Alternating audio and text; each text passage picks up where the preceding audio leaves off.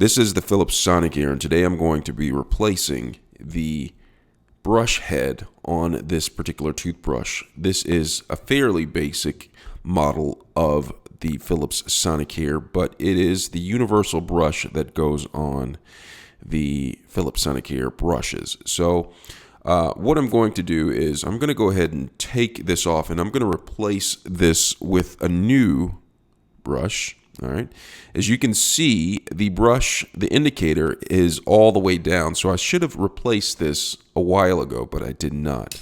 I'm going to be replacing it with the new brush. As you can see, the indicator, the blue bristles right here are completely full. All right. There is no wear on this. So this is a new brush. This is what a new brush is supposed to look like. So I'm going to go ahead and take off the protector cap off of the new brush that I will be replacing the old brush with. All right, here it is. And I'm just going to put them side by side so you can see what they look like. Do you see the indicator, how one of them has the blue bristles and the other one has white bristles with a little bit of blue at the base? And so I'm going to be taking this off and replacing it. So let me go ahead and get started. So what I'm going to do is I'm just going to take this, make sure the brush is off.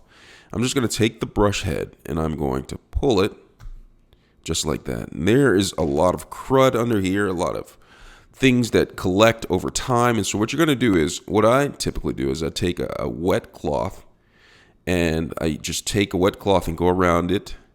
Sometimes people I've heard let this soak in water to make it a little bit easier, but I choose not to do it that way. So I'm just going to take this brush. You may use a little bit of soap if you must.